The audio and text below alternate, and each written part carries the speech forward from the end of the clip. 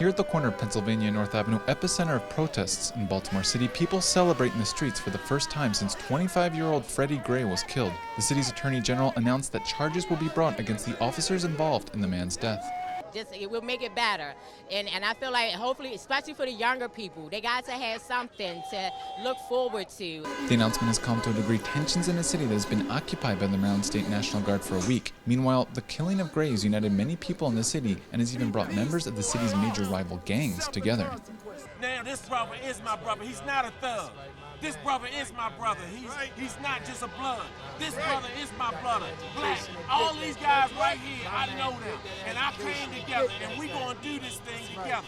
My God! However, other residents hesitantly celebrate the authorities' declaration on a case that has brought police brutality and racial profiling back on the national and international stage. Start, but it's not the end. You know, now we need convictions, but we had to start somewhere. And the looting and the riot, well, I wouldn't say riot, the uprising and the demonstrations were not in vain.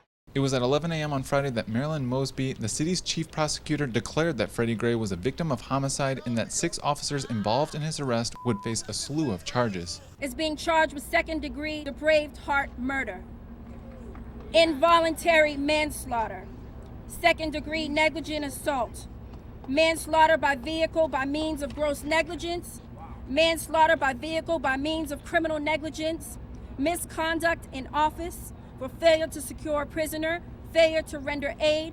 Meanwhile, protests and marches continue in the city, with racial justice activists through poem calling attention to many other forgotten victims to police abuse.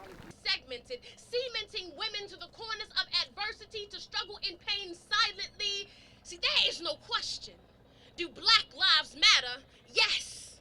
But do Black women's lives matter a little less? According to the mayor of Baltimore, at least 5 of the officers involved in the murder of Freddie Gray have been detained, and mass marches are expected throughout the weekend. Clayton Cantelesur, Baltimore City.